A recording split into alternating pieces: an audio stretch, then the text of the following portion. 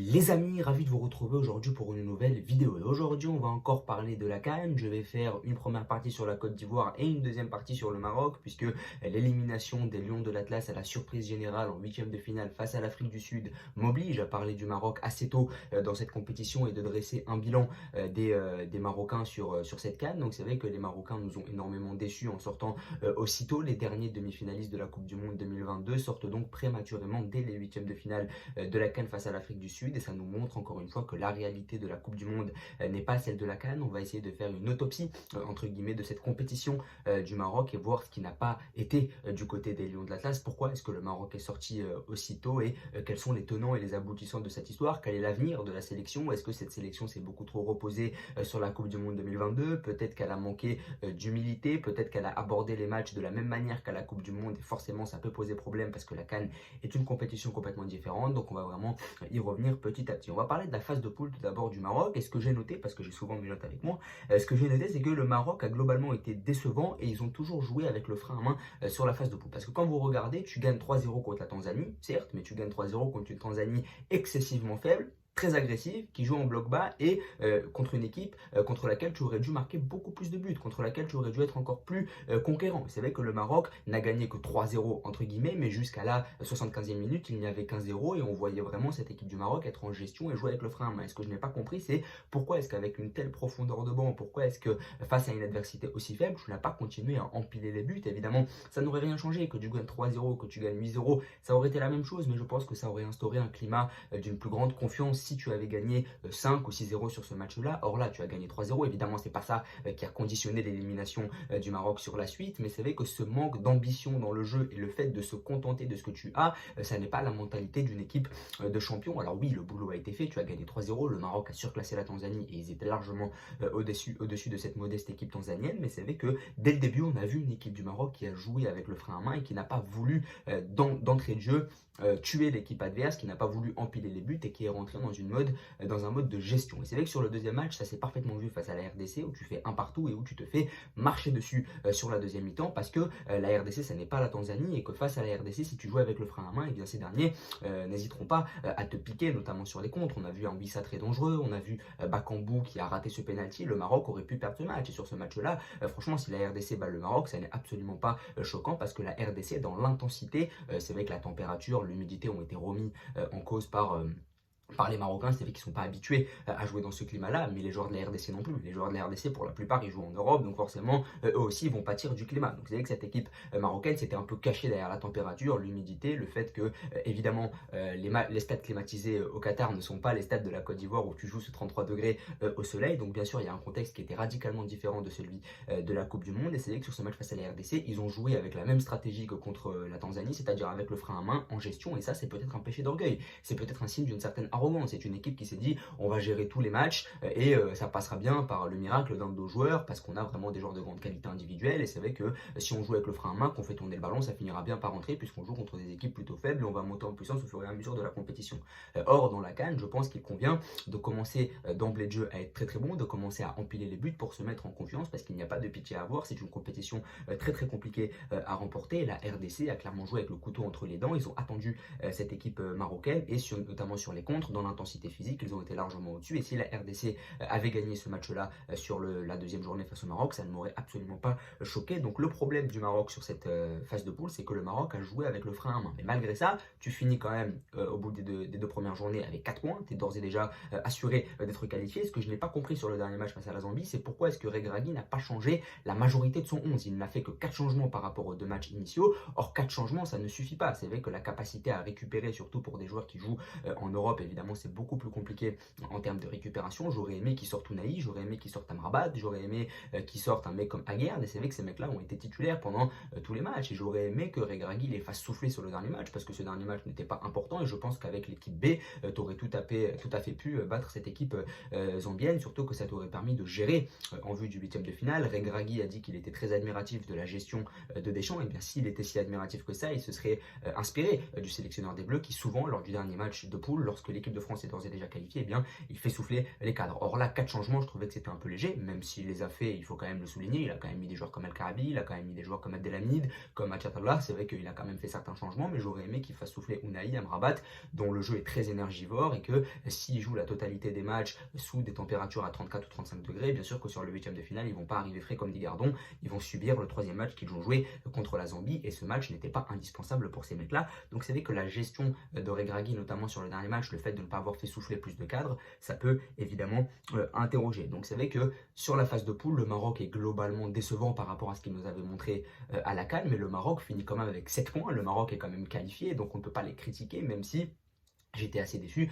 de voir que les Lions de l'Atlas jouaient avec le frein à main, alors que sur le banc, ils disposent quand même d'armes solides. Ils auraient pu quand même tuer des matchs bien plus d'une meilleure manière finalement, avec le banc qu'ils avaient. Ils auraient pu par exemple tuer la Tanzanie, ils auraient pu vraiment battre cette équipe de la RDC sans souci s'ils n'avaient pas ce complexe du frein à main de jouer à chaque fois en maintenant un rythme très très bas. Ils auraient dû peut-être jouer avec une meilleure intensité, mais c'est vrai que même si le Maroc a été globalement décevant en poule, le boulot a été fait, tu as pris 7 points, tu t'es qualifié, évidemment tu hérites d'une équipe plus faible que toi en huitième de finale et contre laquelle tu vas être favori. Et c'est vrai que cette équipe de l'Afrique du Sud, c'est une équipe qu'on savait rude, qu'on savait solide défensivement. On savait aussi qu'ils avaient une grande expérience du continent africain puisque la majorité des joueurs de l'Afrique du Sud jouent dans un gros club africain qui a l'habitude des terrains africains, de la température, de l'humidité. Donc forcément, tu arrivais avec un complexe d'expérience. Tu n'avais pas la même expérience que cette équipe sud-africaine, mais après, techniquement, en termes d'expérience des grands matchs européens, etc., eh bien, tu es largement meilleur que cette équipe de l'Afrique du Sud. Techniquement, tu as plus d'expérience qu'eux, mais cette équipe d'Afrique du Sud est très rugueuse. Elle a la maîtrise des terrains africains, donc forcément, ça faisait un petit choc entre des joueurs qui ont l'habitude de jouer en Europe, qui ont l'expérience européenne, et des joueurs qui connaissent parfaitement le continent africain. Et on voit qu'à ce petit jeu-là, sur le continent africain, si tu as l'expérience des grands matchs européens, ça ne te sert absolument à rien et que c'est dans le combat physique que tu vas devoir t'imposer. C'est vrai que les choix de Regragui sont encore en question. Et c'est vrai que Ziyech et Bouffal étaient blessés, donc forcément ça a été compliqué à gérer. Maintenant, je pense que tu n'as pas besoin de Ziyech et de Bouffal pour battre l'Afrique du Sud, même si j'ai beaucoup de respect pour l'Afrique du Sud, je pense que tu n'as pas besoin de ces deux joueurs-là pour te qualifier et battre l'Afrique du Sud. Je pense que remplacer Bouffal par Ezal Zouli, tu ne perds pas énormément au change. Par contre, l'absence de Ziyech a été fortement préjudiciable parce que tu as mis Amin Adli sur le côté droit. Amin Adli, on connaît le contexte personnel et les graves problèmes qu'il a eu avant la CAN, donc peut-être n'était-il pas assez concentré, mais je pense qu'Amin Adli ne peut pas jouer sur le côté droit. Adli, elle et leur cousine, ils jouent en pointe ou à gauche, donc c'est vrai que remplacer Ziyech et sa fameuse patte gauche qui peut énormément apporter sur les centres par un Amin Adli qui a d'autres caractéristiques et dont ça n'est pas le poste, forcément tu vas en pâtir. De l'autre côté, beaucoup ont dit que l'absence de Bouffal était préjudiciable. Je ne pense pas. Bouffal revient d'une blessure.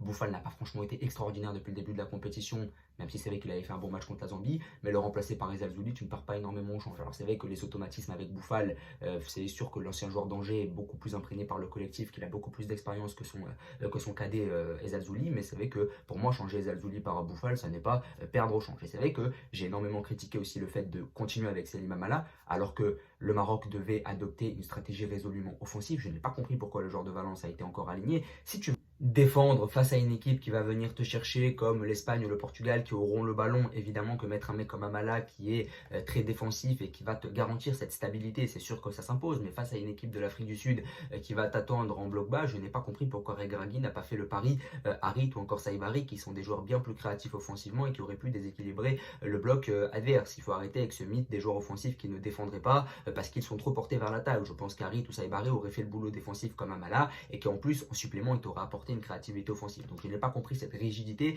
et je n'ai toujours pas compris l'attache qu'a Regragui envers les titulaires qui l'ont amené en demi-finale de Coupe du Monde. Alors oui, comme Belmadi avec l'Algérie, il y a un lien affectif qui se crée, mais au bout d'un moment, remettre Mazraoui arrière-gauche dès son retour de blessure, alors qu'on a clairement vu qu'il a pêché sur l'alignement sur le but sud-africain, ça ne s'imposait pas. Je pense qu'avec Chibi ou avec Achatallah, tu avais déjà créé un certain équilibre. C'est vrai qu'ils avaient eu les automatismes avec Saïs et Aguerd, notamment dans l'alignement, et je pense que Mazraoui a un peu paumé ces automatismes qu'ils avaient créés pendant la Coupe du Monde, et le remettre tout de suite, ça n'était pas forcément le meilleur choix. Donc c'est vrai qu'il y a eu cette rigidité, le fait que Regragui soit parti avec la même recette qu'à la Coupe du Monde, alors que la Coupe du Monde est une compétition différente que la CAN, et surtout la forme des joueurs durant la Coupe du Monde n'est pas celle qu'ils ont aujourd'hui. Amrabat en club ça ne marche pas, Unai en club ça ne marche pas non plus, Mazraoui a également une situation compliquée au Bayern, Ziyech vient de signer à Galatasaray et là-bas c'est mi-figue mi-raisin, donc c'est vrai qu'on a des joueurs qui sont moins bons que lors de la Coupe du Monde 2022, qui ont un contexte en club qui est compliqué, et la CAN est une compétition compétitions différentes. On avait dit dès le début que le Maroc allait devoir faire le jeu alors qu'ils étaient arrivés en demi-finale de Coupe du Monde en défendant face à des équipes contre lesquelles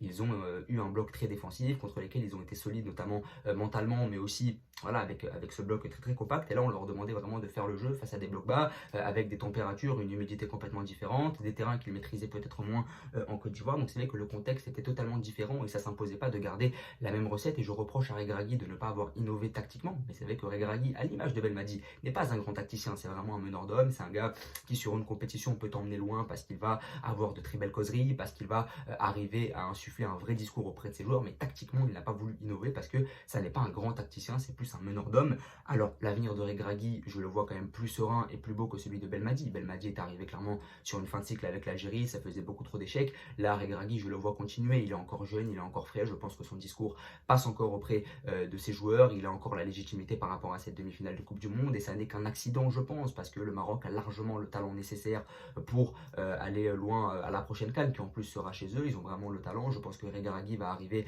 à remobiliser les troupes, ça n'était qu'un accident. Si on prend l'exemple de l'Égypte en 2019, qui s'était inclinée face à la même Afrique du Sud à domicile en huitième de finale, ça avait été perçu comme un drame, comme une fin de génération, et pourtant ça les a pas empêchés en 2021 de faire une finale de CAN. Donc c'est vrai que je mise quand même sur la thèse de l'accident. Je pense que l'Algérie, par exemple, ça n'était pas un accident et qu'on arrivait clairement sur une fin de cycle. Autant je pense ça pour l'Algérie, autant je pense que le Maroc n'arrive pas à une fin de cycle, qu'ils ont quand même beaucoup de qualité dans leur effectif, ils ont une très très belle génération et ça n'a été qu'un accident. Je pense que s'ils rejouent le match 10 fois face à l'Afrique du Sud, ils le gagnent 9 fois parce que techniquement ils sont largement supérieurs, parce qu'ils ont réussi à se créer des occasions, mais la balle ne voulait pas rentrer. Il y avait clairement un problème d'efficacité. Cette équipe de l'Afrique du Sud a parfaitement joué son coup en venant en défendant, mais c'est vrai que on a vu aussi que les remplaçants qu'on avait énormément loués au début de la compétition, on avait dit que la profondeur de banc du Maroc était absolument impressionnante, et bien les remplaçants ont déçu.